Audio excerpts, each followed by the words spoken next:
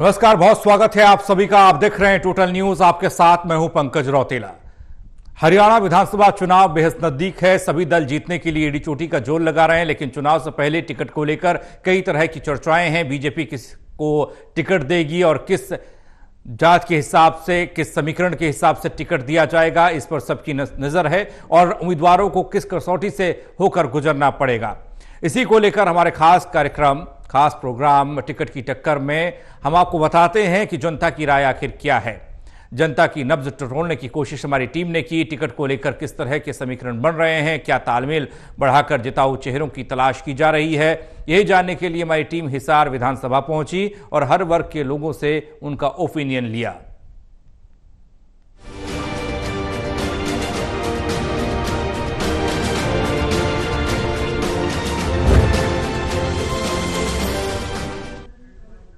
हिसार विधानसभा के लोग, कार्यकर्ता पार्टियों के किसे अपना उम्मीदवार चाहते हैं, यह जानने की कोशिश हमारी टीम ने की। इस पर हम चर्चा करेंगे। हमारे साथ चर्चा में मौजूद हैं doctor Mahesh Kumar, associate editor Hisar, Devendra Kathuria हमारे साथ मौजूद हैं, एसोसिएट एडिटर पानीपत, वीरेंद्र सोनी जी वरिष्ठ पत्रकार। आप तीनों का स्वागत है। चर्चा करें उससे पहले एक रिपोर्ट के जरिए समझ लेते हैं सियासी समीकरण हिसार विधानसभा का।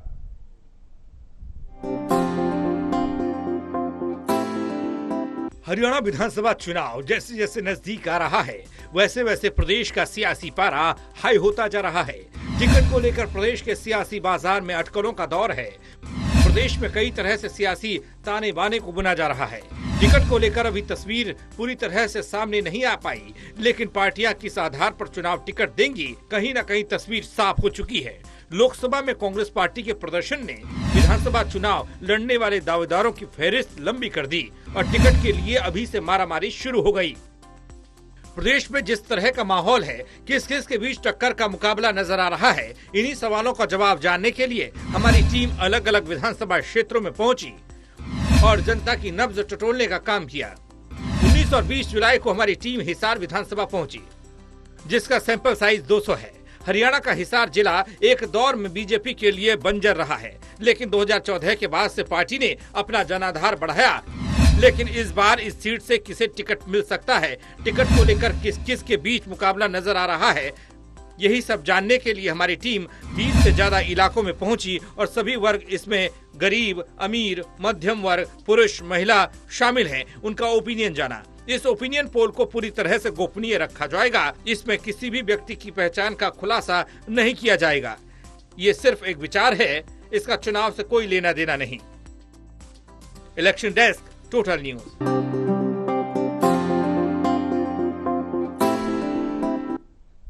हिसार विधानसभा का सियासी गणित मौजूदा वक्त में किसके फेवर में है और किसे फायदा किसे नुकसान यहां हो सकता है, जानने की कोशिश करेंगे। छोटे शब्दों में महेश, आपसे चर्चा की शुरुआत कर रहे हैं। हिसार विधानसभा, कभी बीजेपी तो कभी कांग्रेस, लेकिन मौजूदा स्थिति क्या कह रही है?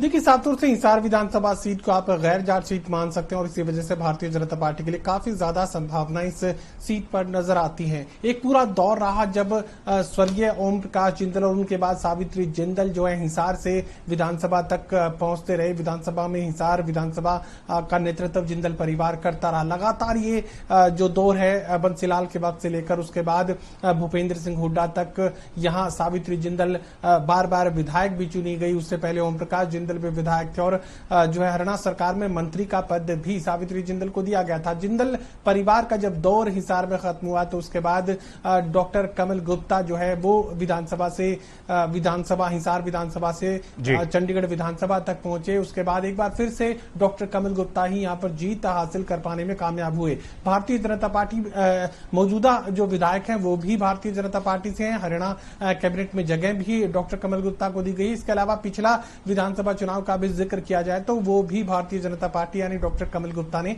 जीतने का काम किया था। अब जिंदल परिवार भारतीय जनता पार्टी में आ चुका है। तो यहाँ एक जो है टिकट को लेकर संघर्ष देखने को मिल सकता है। सावित्री जिंदल को बीजेपी चुनावी मैदान में उतार सकती है और डॉक्टर कमल गुप्ता भी अपनी दावेदारी के साथ रखने की कोशिश करेंगे। जाटों की संख्या का जिक्र किया जाए तो हालांकि जाट बहुल ये पूरा जिला माना जाता है, लेकिन यहाँ पर 17,254 जो है जाटों की संख्या है। ब्राह्मणों की संख्या का जिक्र करूं तो 9,848 और सबसे ज्यादा जो वोटर्स की संख्या है वो बनिया और पंजाबी वोटर्स की जो संख्या है वो हिसार में देखने को मिलती है। हिसार में 21,034 जो है बनिया वोटर्स की संख्या। इसके अलावा बिश्नोई वोटर्स की संख्या का जिक्र करूं तो 5,034 की संख्या दर्ज की गई है। हिसार में चमार जाति से संबंधित लोगों की वोटर्स की जो संख्या है 7,629, धानक समाज से 7,177 और वाल्मीकि समाज से 8,560।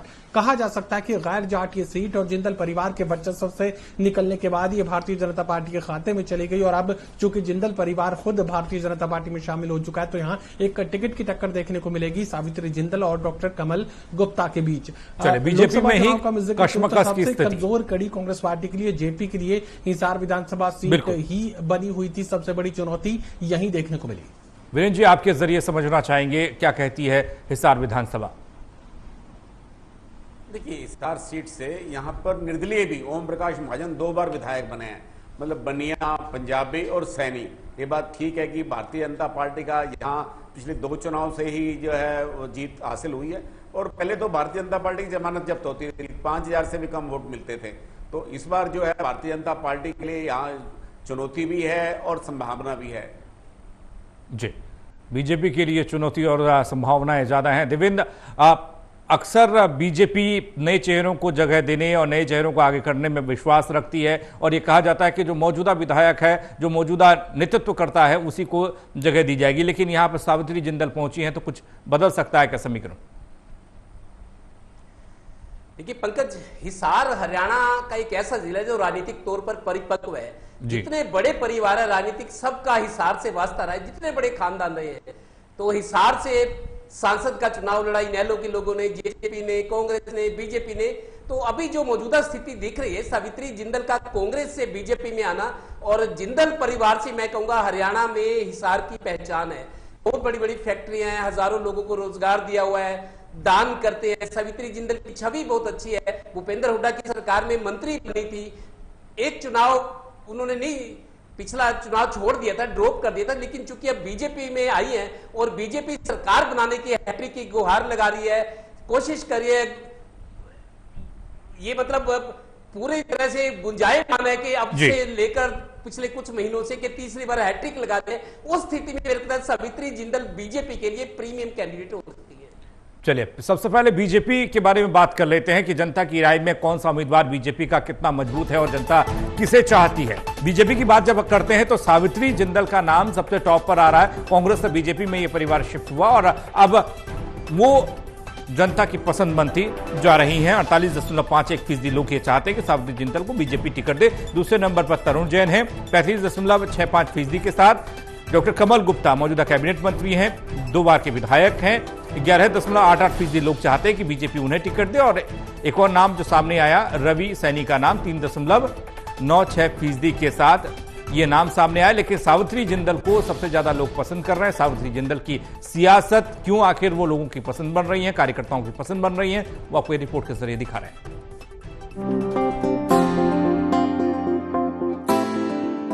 भारत की सबसे अमीर महिला जो कभी कॉलेज नहीं गई, नाम है Savitri Jindal. Forbes billionaire list 2023 के अनुसार जिंदल ग्रुप की अध्यक्ष सावित्री जिंदल भारत की सबसे अमीर महिला हैं। भारत के सबसे अमीर लोगों की लिस्ट में उनका 6ठा स्थान है। वहीं दुनिया के सबसे अमीर लोगों की लिस्ट में उनका 94वां स्थान है। सावित्री जिंदल की संपत्ति $17 अरब है। उनकी शादी साल 1970 में जिंदल ग्रुप के फाउंडर ओम प्रकाश जिंदल के साथ हुई थी। पति की मृत्यु के बाद से वो सारा कारोबार संभाल रही हैं। सावित्री जिंदल इस समय 73 साल की हैं और अपनी सादगी के लिए जानी जाती हैं। सावित्री जिंदल की लाइफ संघर्षों से भरी रही। सावित्री जिंदल के पति ओम प्रकाश जिंदल हरियाणा सरकार में मंत्री और हिसार निर्वाचन क्षेत्र से हरियाणा विधानसभा के सदस्य भी रहे थे। साल 2005 में एक हेलीकॉप्टर हादसे में पूर्व मंत्री ओम प्रकाश जिंदल की मृत्यु हो गई थी, जिसके बाद पत्नी सावित्री जिंदल ने राजनीति में एंट्री की। उस दौरान उन्होंने हरियाणा की हिसार विधानसभा सीट पर हुए उपचुनाव में जीत दर्ज की थी।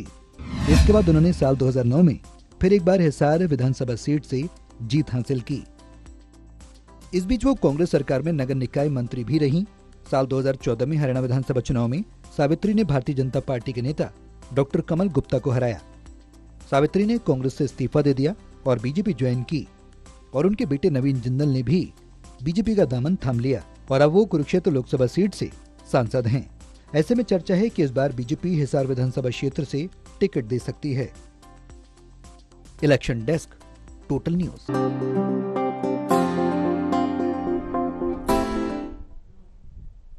तो बीजेपी में कई दावेदार हो सकते हैं। सावित्री जिंदल के बाद दूसरा नाम जो आया वो आया तरुण जैन का। तरुण जैन को भी लोगों ने पसंद किया है। तरुण जैन भी कांग्रेस से ताल्लुक रखते हैं, लेकिन उनकी सियासत एक रिपोर्ट के जरिए आप तक।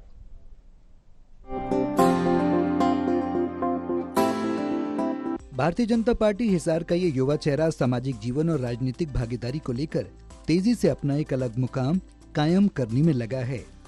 तरुण जैन भारतीय जनता पार्टी हिसार के उपाध्यक्ष के पद पर काबिज हैं। इसके अलावा सामाजिक संस्था लोटस फाउंडेशन के मुख्य संरक्षक के रूप में भी समाज सेवा के क्षेत्र में तरुण जैन की सक्रियता लगातार सराहनीय रही है। व्यापार के साथ ही समाज सेवा के क्षेत्र में तरुण जैन के पिता और दादा का भी बड़ा नाम रहा था। तरुण जैन ने साल 2009 में अपने राजनीतिक जीवन की शुरुआत कांग्रेस पार्टी से की और साल 2010 में उन्होंने हिसार विधानसभा से यूथ कांग्रेस का चुनाव लड़ा। हिसार विधानसभा यूथ कांग्रेस प्रेसिडेंट बनने के साथ ही तरुण जैन ने फिर अपना पूरा समर्पण राजनीति में लगा दिया। युवा नेता तरुण जैन को अग्रवाल वैश्य समाज का हरियाणा प्रदेश का युवा अध्यक्ष भी नियुक्त किया गया। इसके बाद साल 2012 में तरुण जैन एक बार फिर हिसार विधानसभा यूथ कांग्रेस प्रेसिडेंट के पद तक पहुंचने में कामयाब हुए। तरुण जैन ने साल 2014 में दुष्यंत चौटाला के नेतृत्व में इंडियन नेशनल लोकदल की सदस्यता ग्रहण की और इसके बाद तुरंत प्रभाव से इन्हें इंडियन नेशनल लोकदल के प्रदेश युवा कोषाध्यक्ष की जिम्मेदारी सौंप दी गई। साल 2018 में जननायक जनता पार्टी की स्थापना के साथ ही तरुण जैन को शहरी जिला अध्यक्ष का दायित्व दिया गया। प्रधानमंत्री नरेंद्र मोदी की कार्यशैली और देशहित की सोच से प्रभावित होकर तरुण जैन ने फिर साल 2019 में बीजेपी का दामन थाम लिया। साल 2020 में तरुण जैन को बीजेपी हिसार जिला कोषाध्यक्ष की जिम्मेदारी मिली। लोटस फाउंडेशन के जरिए अपने सामाजिक दायित्व को बखूबी निभाते हुए तरुण जैन अब हिसार विधानसभा क्षेत्र में अपनी पकड़ मजबूत करने में लगे हैं। राष्ट्रीय स्वयंसेवक संघ की शाखाओं में भी तरुण जैन अपना वक्त लगाते हैं। हिसार विधानसभा क्षेत्र में सबसे मजबूत कैंडिडेट मैं अपने आप को इसलिए मानता हूं क्योंकि भारतीय जनता पार्टी के साथ मेरे को काम करते हुए बहुत साल हो गए हैं। भारतीय जनता पार्टी की एक एक विचारधारा मेरे अंदर समाई हुई है। भारतीय जनता पार्टी को लेके हमेशा हम और हमारा जो संगठन है, मेरा जो साथी है, सब ने बहुत अच्छे से काम किया है और भारतीय जनता पार्टी ने जो भी काम हमें जिम्मे लगाया हमने उसको बखूबी निभाया है। और हमारा जो एक संगठन है सामाजिक कार्यों में और कोई भी हिसार की विपदा हो, किसी भी चीज़ की कोई भी चीज़ हो, हम हमेशा उसमें आगे बढ़ चढ़ कर हमने भाग लिया है, लोगों की सहायता की है, लोगों के काम आए हैं। और भारतीय जनता पार्टी अब जो है ना नए चेहरों को, युवा चेहरों को इस मौका देने की सोच रही है। तो उस कड़ी में भी कहीं ना कहीं हमारा नाम आता है कि अब जो आगे की 20 साल की जो राजनीति है वो कौन कर सकता है, कौन ले सकता है इस जिम्मेवारी को। उस चीज़ को भी देखते हुए मेरी जो दावेदारी है सबसे मजबूत बनती है और मैं मानता हूं कि हम पार्टी मुझे फूल के चुनाव चिन्ह पर टिकट देके मैदान में उतारेगी और मैं जीत के आऊंगा। इसके अलावा भारत विकास परिषद, स्वदेशी जागरण मंच, विश्व हिंदू परिषद और वनवासी कल्याण आश्रम सहित तमाम संस्थानों में तरुण जैन लगातार सक्रिय रहते हैं। हिसार बीजेपी में तरुण जैन एक युवा ऊर्जावान नेता के रूप में तेजी से हिसार के लोगों के दिल में उतरकर उनकी पसंद में शामिल हो रही हैं। Election desk, total news.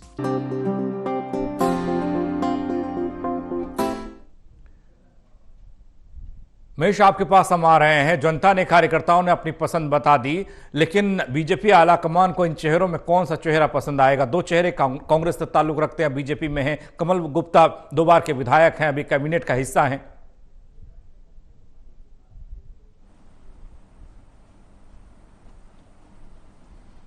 देखिए, सबसे ज्यादा चौंकाने वाला जो परिणाम देखने को मिल रहा है डॉक्टर कमल गुप्ता को लेकर देखने को मिल रहा है। बीते जो कार्यकाल में भी वो विधायक थे। मौजूदा खट्टर सरकार का जिक्र करें तो यहाँ पर मिनिस्टर ऑफ लोकल बॉडीज उन्हें बनाया गया था। मौजूदा नायब सरकार का जिक्र करें तो यहाँ पर जो है स्वास्थ्य और उड्डयन मंत्री उन्हें बनाया गया। लेकिन इतना बड़ा प्रोफाइल होने के बावजूद महज 11% वोटर्स ही डॉक्टर कमल गुप्ता को पसंद कर रहे हैं। चौंकाने वाली बात है, कह सकते हैं कि डॉक्टर कमल गुप्ता को हिसार का वोटर नापसंद कर रहा है।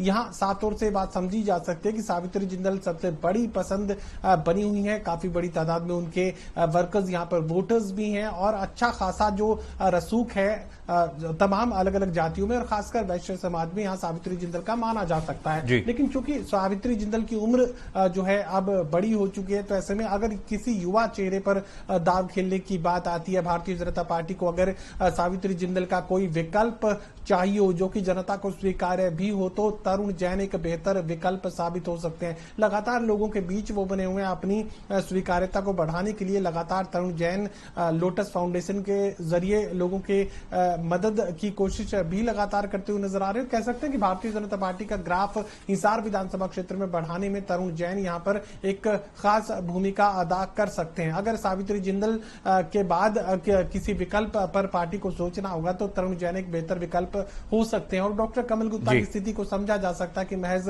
11% वोटर्स ही डॉक्टर कमल गुप्ता को एक बार फिर से अपना विधायक देखना चाहते हैं। तो यकीनन ये बात कही जा सकती है कि हिसार विधानसभा क्षेत्र में भारतीय जनता पार्टी के पास सावित्री जिंदल के रूप में बड़ा चेहरा है। लेकिन अगर युवा चेहरा तलाशने की जरूरत भारतीय जनता पार्टी को पड़ती है तो फिर तरुण जैन एक बेहतर विकल्प हो सकते हैं। वीरेंद्र जी, नए चेहरों को आगे करना बीजेपी का एक कल्चर रहा है और सावित्री जिंदल और तरुण जैन या कमल गुप्ता इनमें एक बहुत बड़ा गैप आता है उम्र का। और सावित्री जिंदल जिस तरीके से अपने सियासी बुढ़ापे में वो हैं, ये कहा जा सकता है। ऐसे में क्या तरुण जैन या कमल गुप्ता जो जनता की पसंद भी हैं, हालांकि कमल गुप्ता काफी पीछे हैं, देख रहे हैं आप भी? देखिए, कमल गुप्ता का तो इस बार टिकट बदला जाना प्राय तय है, क्योंकि वो विधायक के रूप में, मंत्री के रूप में अपनी छाप नहीं छोड़ पाए। और वो देखिए, वो कभी भारतीय जनता पार्टी में नहीं थे। जब उनका प्रारंभिक उनको पहली बार टिकट दिया गया था तो राष्ट्रीय स्वयंसेवक संघ ने उनका नाम सुझाया था। वो संघ की ओर से जो है भारतीय जनता पार्टी में आए थे। तो इस तरह से अब उनके कार्यकाल की कोई उपलब्धि विशेष नहीं मानी जाती है। हालांकि बस स्टैंड भी शिफ्ट करने का मुद्दा था, तो वहां भी कमल गुप्ता को एक तरह से पराजय झेलनी पड़ी है। और इसमें कोई दो राय नहीं है कि सावित्री जिंदल बहुत बड़ा नाम है, लोकप्रियता के शिखर पर है और उनसे बढ़िया कोई बेहतर विकल्प भी नहीं हो सकता भारतीय जनता की पार्टी के पास। लेकिन वहां एक समस्या ये है कि उनके बेटे नवीन जिंदल सांसद हैं, तो भारतीय जनता पार्टी ये नहीं चाहेगी कि जिनके बेटे सांसद हैं उनकी मां को टिकट दिया जाए। तो एक पार्टी का एक परंपरागत निर्णय लेना है, पार्टी ने सैद्धांतिक रूप से क्या निर्णय होता है, लेकिन लोकप्रियता के शिखर पर तो हैं। और पार्टी ने यह भी तय करना है कि व्यक्तिगत समीकरण के हिसाब से ये बनिया समुदाय को टिकट देनी है या पंजाबी समुदाय में। इसमें हालांकि देखिए, तरुण जैन का भी नाम है, लेकिन इसमें जो हिसार के मेयर रहे हैं गौतम सरदाना, उनका क्या नाम रहा, उनकी क्या भूमिका रही, उन पर मत क्यों नहीं मिले, एक बड़ा आश्चर्यजनक विषय हो सकता है जी। देवेंद्र, सावित्री जिंदल या फिर तरुण जैन, क्योंकि दो नाम सबसे ज्यादा पसंद लोग कर रहे हैं, अब लोगों की पसंद है, क्या पार्टी भी पसंद करेगी? देखिए पंकज, सावित्री जिंदल को थोड़ा टाइम पहले लोकसभा चुनाव में जब नवीन जिंदल को कैंडिडेट बनाया गया कुरुक्षेत्र से, उनकी मदर हैं तो इनको बीजेपी ज्वाइन कराएगी। मेरे को लगता है अगले चुनाव, विधानसभा चुनाव जो आने, एक रणनीति के तहत शायद सावित्री जिंदल को लाया गया था। और जिस तरीके से हमने देखा, कमल गुप्ता पिछली सरकार में शहरी निकाय मंत्री थे, अब स्वास्थ्य मंत्री नागरिक उड्डयन में। प्रॉपर्टी आईडी का जो 2 साल से 2.5 साल से लोगों की नाराजगी झेलनी पड़ी है, जो बीजेपी को भी एक महंगा सौदा नजर आ रहा है चुनाव में।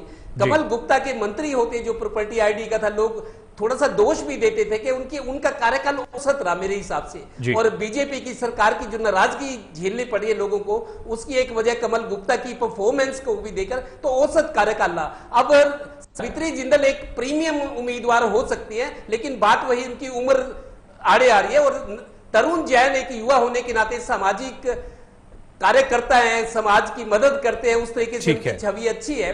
तो फैसला तो पार्टी को करना है, लेकिन पार्टी के पास 2 चॉइस है मेरे हिसाब से, और फैसला पार्टी को करना है कि उनकी रणनीति कैसे आगे बढ़ेगी। कांग्रेस की तरफ से कौन होगा? जनता किसे कांग्रेस में पसंद कर रही है वो भी दर्शकों को दिखा देते हैं। जनता की राय, कांग्रेस के नजरिए से कांग्रेस के कार्यकर्ता और जनता किसे चाहती है। हनुमान एरन का नाम सबसे ऊपर है, 34.09% लोग ये चाहते हैं कि हनुमान एरन को कांग्रेस टिकट दे। उसके ठीक नीचे 30.68% के साथ अशोक गोयल मंगाली वाला, और तीसरे नंबर पर भजन दास गर्ग है 19.32% के साथ।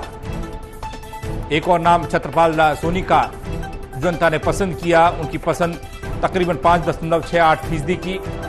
और कांग्रेस के साथ जो लोग हैं वो 10.23% लोग हैं। किसी को भी टिकट दे कांग्रेस 10.23% लोग वो उनके साथ जाएंगे। लेकिन टॉप पर जो बने हैं वो है हनुमान एरन, राजनीति में एक पुराना चेहरा, अपना एक अलग मुकाम रखते हैं। क्या कहती है उनकी सियासत, रिपोर्ट के जरिए देख लीजिए जल्दी से।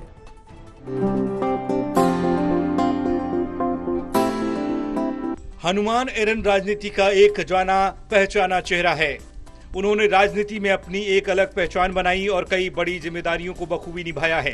हनुमान एरन का जन्म 15 अगस्त 1972 में हुआ। हनुमान एरन एक बिजनेस फैमिली से ताल्लुकात रखते हैं। हनुमान एरन 2000-2003 में हिसार नगर परिषद के अध्यक्ष रहे। 2002 में INLD में इंडियन नेशनल लोकदल राष्ट्रीय कोषाध्यक्ष रहे। इसके बाद 2003 में INLD से युवा अध्यक्ष रहे। हनुमान एरन ने 2014 में बीजेपी ज्वाइन की, जिसके बाद से बीजेपी में इन्हें प्रधानमंत्री मुद्रा योजना का जिला अध्यक्ष बनाया गया। इतना ही नहीं, निगरानी समिति और CM विंडो के अध्यक्ष भी रहे। स्वास्थ्य अभियान में एक ही दिन में 10,350 सदस्य बनाकर हरियाणा में एक रिकॉर्ड बनाया। ऐसा करने वाले वो अकेले बने। अक्टूबर 2023 में हनुमान एरन अपनी पत्नी के साथ कांग्रेस में शामिल हुए। इनकी पत्नी रेखा एरन भी पूर्व पार्षद रह चुकी हैं।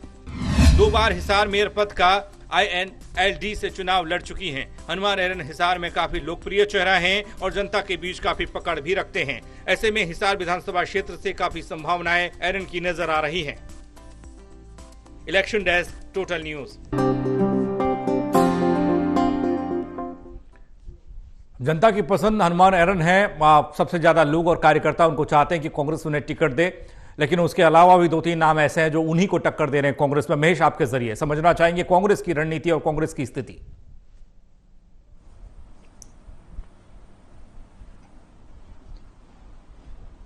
देखिए, सबसे कमजोर स्थिति अगर हिसार लोकसभा क्षेत्र में कांग्रेस पार्टी की कहीं बनती है तो हिसार विधानसभा क्षेत्र में बनती है। कह सकते हैं कि जिताऊ उम्मीदवार के लिए यहां पर जो है काफी ज्यादा संघर्ष कांग्रेस पार्टी को करना पड़ता है। लेकिन यहां जो हनुमान एरन का मैं जिक्र करूं तो दरअसल हनुमान एरन अकेले नहीं है, उनकी धर्मपत्नी भी राजनीति में उनकी सहयोगी है, रेखा एरन। और बीता जो नगर निगम हिसार का चुनाव था जिसमें गौतम सरदाना मेयर बने, उसी चुनाव में कड़ा मुकाबला यहां पर कांग्रेस पार्टी के उम्मीदवार के रूप में रेखा एरन ने गौतम सरदाना को देने की कोशिश की थी। यानी राजनीति में कांग्रेस पार्टी में उनका दखल पहले से था। लेकिन इस मेयर चुनाव के बाद थोड़ी दूरियां जो है कांग्रेस पार्टी से इस परिवार की हो चुकी थी। एक बार फिर से कांग्रेस पार्टी के साथ ये परिवार रेखा एरन, हनुमान एरन खड़े नजर आ रहे हैं। जनसंपर्क अभियान को लगातार आगे बढ़ा रहे हैं, ज्यादा से ज्यादा लोगों से संपर्क करने की कोशिश कर रहे हैं। तो कह सकते हैं कि कांग्रेस पार्टी के पास अगर सबसे मजबूत चेहरों में समझने की कोशिश की जाए तो यहाँ जो एरन परिवार है, चाहे रेखा एरन को टिकट मिले महिला होने के नाते, चाहे हनुमान एरन को टिकट मिले, दोनों एक साथ राजनीति में काम करते हैं, लोगों से मिलते हैं, उनकी समस्याओं को दूर करने की कोशिश करते हैं। तो कह सकते हैं कि रेखा एरन और हनुमान एरन एक बेहतर विकल्प कांग्रेस पार्टी के लिए यहां पर साबित हो सकते हैं। वीरेंद्र जी, आप क्या देख रहे हैं, हनुमान एरन या फिर अशोक गोयल? और बजरंग दास गर्ग भी काफी एक्टिव रहते हैं, व्यापारियों को लेकर खासकर आवाज उठाते रहते हैं। जनता की पसंद क्या पार्टी की पसंद होगी? कभी समय था हिसार जो है कांग्रेस का गढ़ माना जाता था। अब कांग्रेस के पास उम्मीदवार ही नहीं है, ठोस और श्रेष्ठ उम्मीदवार नहीं है। बजरंग दास गर्ग व्यापारी नेता है, उनके लेकिन व्यापक पैठ नहीं है। मतलब वो भारतीय जनता पार्टी का वह हिसार में मुकाबला नहीं कर सकते। हनुमान एरन निश्चित रूप से लोकप्रिय चेहरा साबित हो रहे हैं। तो कुल मिला के देखा जाए हिसार में कांग्रेस के लिए समस्या अब भी बनी हुई है, क्योंकि कोई लोकप्रिय चेहरा इतना ज्यादा प्रभावी नहीं है। उसमें हनुमान एरन का जो है निश्चित रूप से लोकप्रियता है, लेकिन क्या वो भारतीय जनता पार्टी का मुकाबला करने में सक्षम हो पाएंगे? अगर सवित्री जिंदल होती है भारतीय जनता पार्टी के प्रत्याशी, तो सवित्री जिंदल के सामने जो है कांग्रेस का कोई ठोस चेहरा नहीं है। देवेंद्र, कांग्रेस के साथ कई जगह पर ऐसी क्षेत्रों में ऐसी स्थिति विधानसभा क्षेत्रों में देखने को मिल रही है जहां पर चेहरे उस तरह के नहीं है जो बीजेपी को टक्कर दे पाए। बिल्कुल, देखिए पंकज, ये सावित्री जिंदल अभी बीजेपी में आई है, थोड़ा टाइम पहले लोकसभा चुनाव के दौरान ही। लेकिन अगर सावित्री जिंदल कांग्रेस में होती तो शायद इनका नंबर नहीं लगता। हनुमान एरन है या अशोक गोयल है या बजरंग दास गर्ग भी हैं, ये काफी पीछे थे। लेकिन चूंकि सावित्री जिंदल कांग्रेस छोड़कर बीजेपी में आई है तो इनका दाव लगता हुआ दिख रहा है। लेकिन अब इनमें कौन बेहतर हो सकता है? अशोक एरन जैसा आप सर्वे में ऊपर है, 4% कम में अशोक गोयल है, तो इन्हीं में से चुनाव कांग्रेस को करना है। लेकिन कौन मजबूत हो सकता है वो फैसला पार्टी करेगी। लेकिन ये है कि इनमें से जो भी होगा, मेरे को लगता है कांग्रेस का उम्मीदवार बीजेपी को टक्कर जरूर देगा हिसार में, क्योंकि मौजूदा परिस्थितियां जो बनी हुई है उससे लगता है कांग्रेस बीजेपी का मुकाबला तो रहने वाला है। चलिए, बहुत शुक्रिया आप तीनों का हमारे साथ जुड़ने के लिए। तो बात आज हिसार विधानसभा सीट की और उसके सियासी समीकरण को समझने की कोशिश, जनता ने अपनी राय दी उम्मीदवारों को लेकर कि किस पार्टी से किसे उम्मीदवार बनाया जा सकता है। हालांकि टिकट देना पार्टी का काम है। छोटा सा ब्रेक, जल्द वापस आ रहे हैं।